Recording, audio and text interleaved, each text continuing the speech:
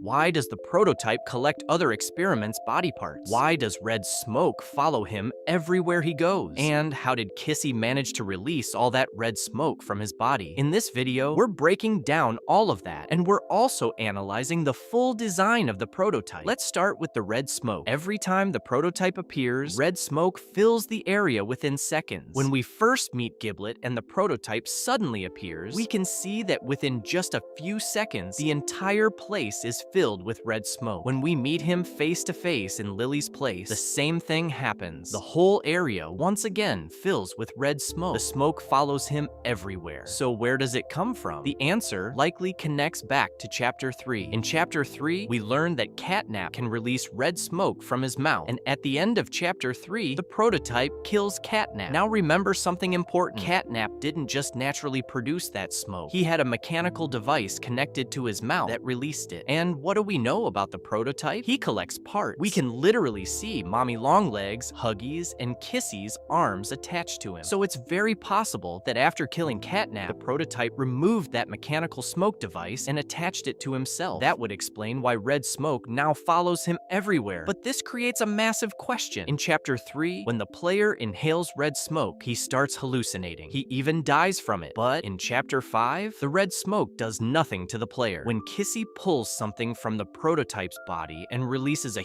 huge amount of red smoke, the player is completely fine. No hallucinations, no death, nothing. So what changed? We know Playtime Co. originally created red smoke as a sleep-inducing gas for children. It affects different subjects differently. And here's the theory most fans agree on. The player has inhaled red smoke so many times throughout the series that he has become immune. Just like exposure therapy, small amounts over time build resistance. That explains why it no longer affects him. But then we hit an even bigger mystery. Why does the red smoke hurt the prototype? When Kissy pulls that mechanism from his body, releasing all the smoke at once, we see him react in pain. Don't touch her.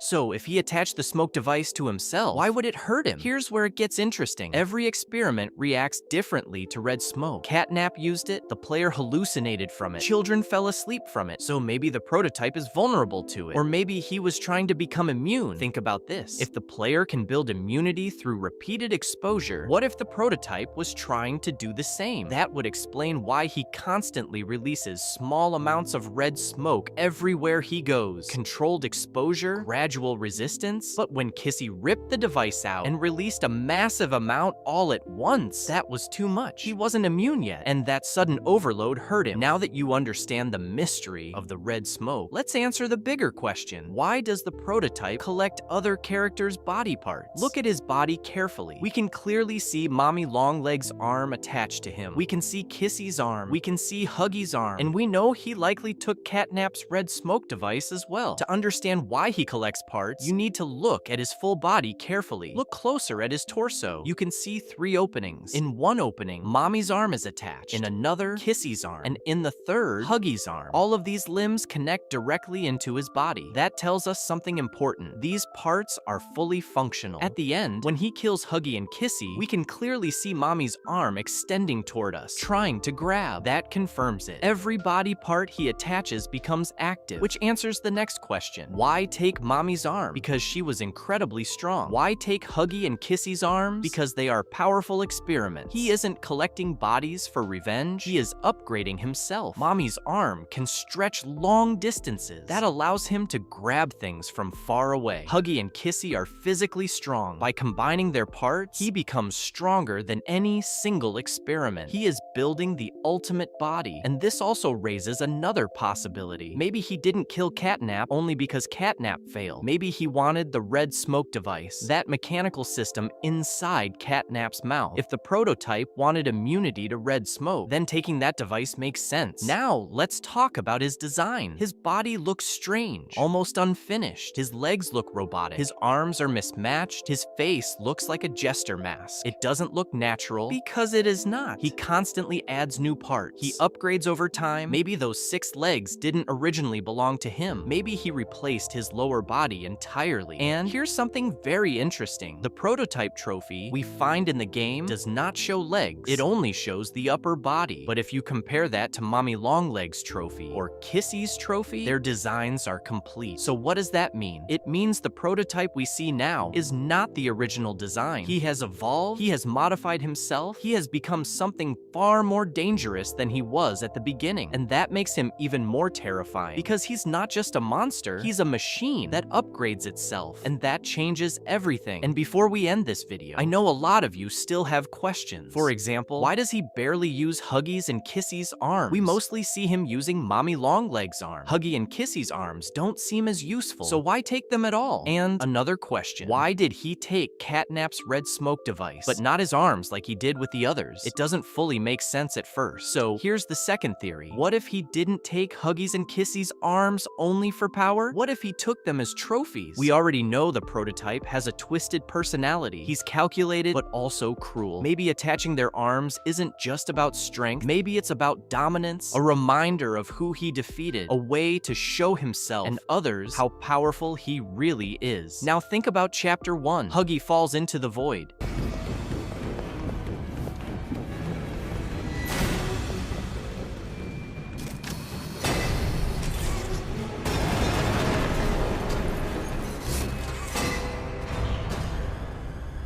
The prototype might have assumed Huggy was dead, so instead of repairing him, maybe he simply harvested the broken arm and attached it to himself. Then, in Chapter 4, Kissy's arm gets damaged while trying to save the player.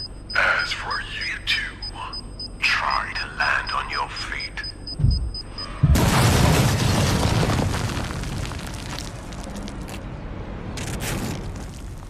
If the prototype later found that broken arm, he may have taken it for the same reason. Not because it was stronger than his own arm, but because it symbolized control. And now, the Catnap question. Why didn't he take Catnap's limbs? We know he killed Catnap in Chapter 3, but he only took the mechanical device that releases red smoke. Maybe that's because Catnap's body parts weren't useful to him. Fans have even noticed that he may have taken some of Catnap's fur. So maybe he selects parts carefully, only the pieces that serve a purpose. Power, function, or psychological dominance. So there are two possibilities. He collects parts to upgrade himself, or he collects parts to show power, or maybe it's both. Now I want to know what you think. Did he take those arms for strength or for symbolism? Let me know in the comments. And if you want to understand how the player survived the ending of Chapter 5, how he survived being stabbed by the prototype, click on the end screen video right here. I'll see you there.